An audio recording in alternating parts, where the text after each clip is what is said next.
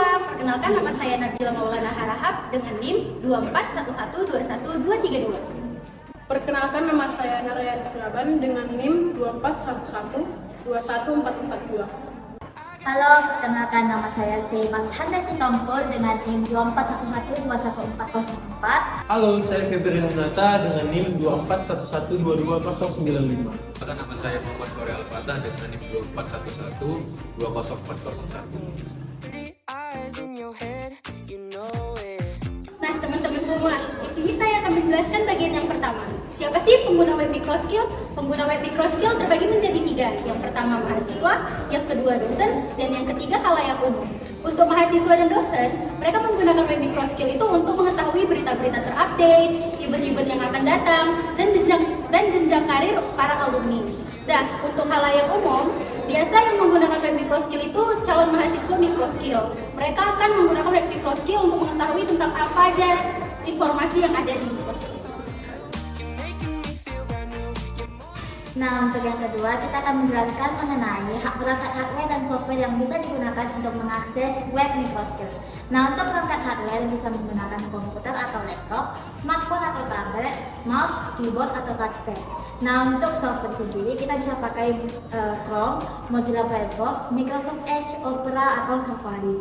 Nah, untuk sistem operasi kita bisa pakai Windows, Linux, Unix atau MacOS atau iOS.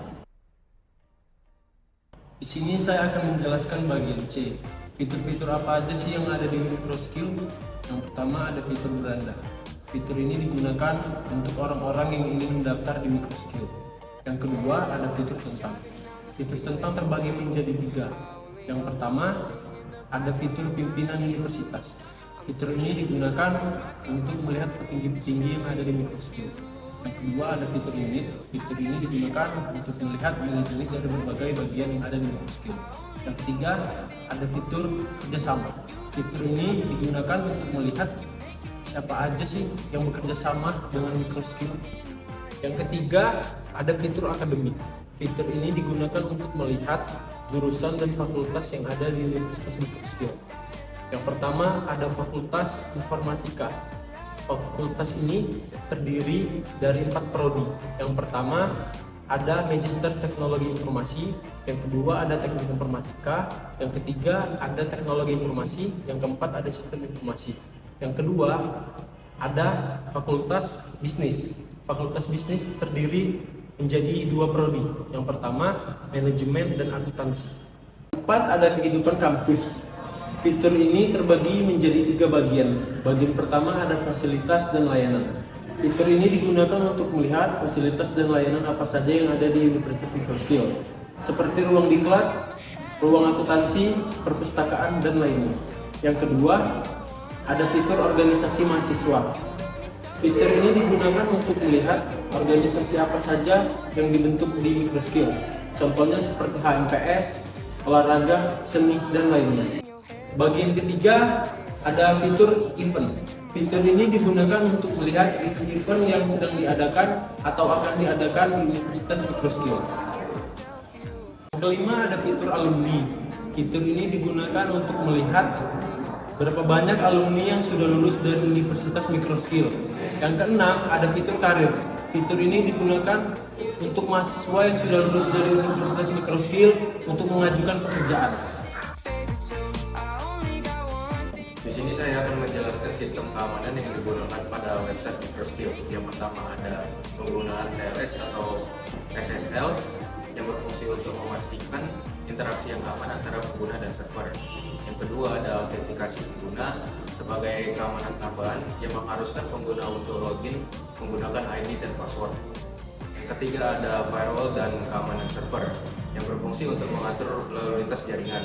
Yang keempat ada proteksi dari serangan umum yang berfungsi untuk menghindari serangan umum seperti SQL injection atau serangan database dan DDoS yang membuat website lumpuh dan lainnya. Di bagian ketiga saya akan menjelaskan tentang akuntabilitas korporat dan individu. Bagaimana privasi pengguna dilihat dari pengamanan data di sistem. Yang pertama ada enskripsi data. Di sini berisi data-data sensitif seperti nama, alamat, data keuangan yang disimpan yang deskripsi baik saat disimpan maupun saat ditransmigrasikan menggunakan protokol keamanan SSL atau TLS. Yang kedua ada kontrol akses yang ketat. Yaitu terbagi menjadi dua bagian. Yang pertama, pembatasan akses. Di sini dimaksudkan yaitu hanya pihak yang berwenanglah yang dapat mengakses data-data yang ada di sistem, misalnya seperti dosen. Yang ketiga ada kebijakan privasi. Terbagi menjadi dua bagian yaitu transparansi. Menyediakan kebijakan privasi yang jelas dan menjelaskan bagaimana data pengguna dikumpulkan, digunakan dan dilindungi. Yang kedua itu ada persetujuan pengguna. Di sini dimaksudkan adalah memastikan pengguna menyetujui datanya sebelum dikumpulkan agar dapat dilanjut ke dalam sistem. Yang terakhir ada backup dan pemulihan. Melakukan backup secara rutin untuk melindungi data dari kehilangan.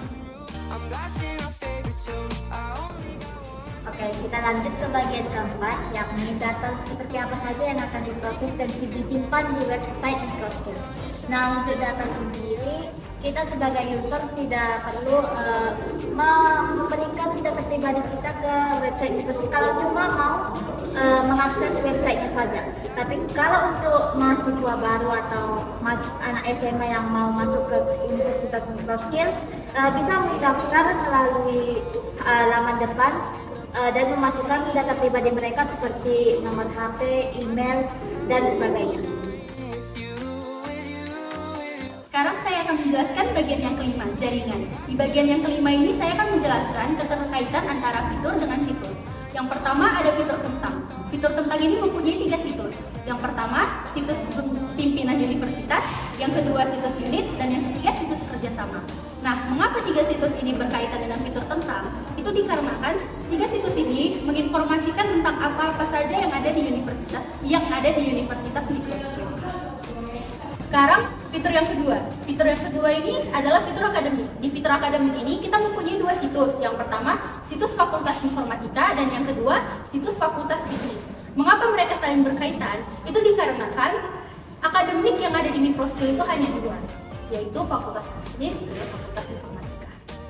Sekarang fitur yang ketiga, fitur kehidupan kampus. Di fitur kehidupan kampus ini kita juga mempunyai 3 situs. Yang pertama, situs fasilitas dan layanan, yang kedua situs organisasi mahasiswa, dan yang ketiga adalah situs event.